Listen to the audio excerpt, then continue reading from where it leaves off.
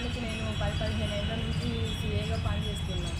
అయితే మాకు 2015-16 శ్రీనిధి లోన్స్ ఇచ్చిన తర్వాత మేము కంప్లీట్ కట్టడం జరిగింది.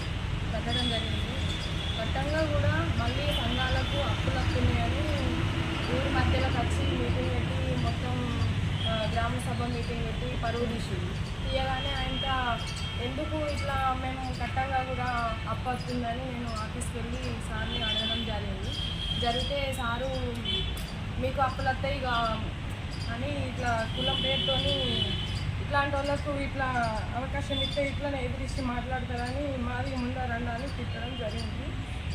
ఇంకా ఆ ప్రెస్ స్టేషన్లో నేను బయటకు వెళ్ళి వేసరికి మా ఆయన తీసుకుపోయి నాకెళ్ళి అకాసి కేసు పెట్టడం జరిగింది. జనవరి 3లో పెట్టడం. ఇంతవరకు అసలు వాళ్ళ మీద ఎలాంటి చర్య తీసుకోలేదు. వాళ్ళు బయటనే తిరుగుతారు, మళ్ళీ అదే విధంగా టార్చర్ చేస్తారు. కొంచెం న్యాయం కావాలని.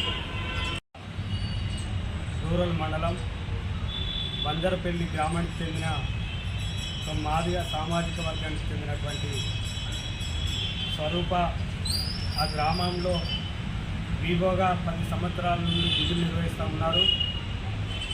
నిధుల అవకతవకల మీద ఏదైతే సిసి విద్యాసాగర్ అదేవిధంగా మరి మరియమ్మ ఇతర సిబ్బంది అవకతవకలకు పాల్పడడం వల్ల ఇది అవకతవకలకు జరిగినాయి అని ప్రశ్నిస్తే మరి కులం పేరుతో పాటు నానా బూతులు పెట్టి ఆమెను విధులు నుంచి తొలగించడం జరిగింది.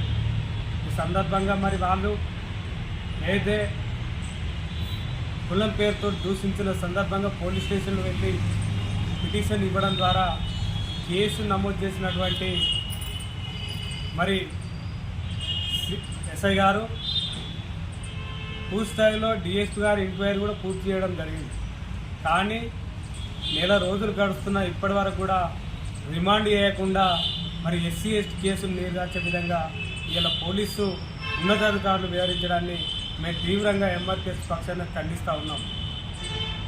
ఏది ఏమైనప్పటికీ కూడా ఈ యొక్క జగిత్యాల మండలానికి చెందినటువంటి మరి బాలపల్లిలో ఒక మాల సామాజిక వర్గం మహిళ మీద కూడా మరి దాడి జరిగింది. మరి ఆ కేసును కూడా ఇప్పటి వరకు రిమాండ్ చేయలేదు. ముందస్తు బెయిల్ ఇవ్వడము మాకు తెలియని విషయం.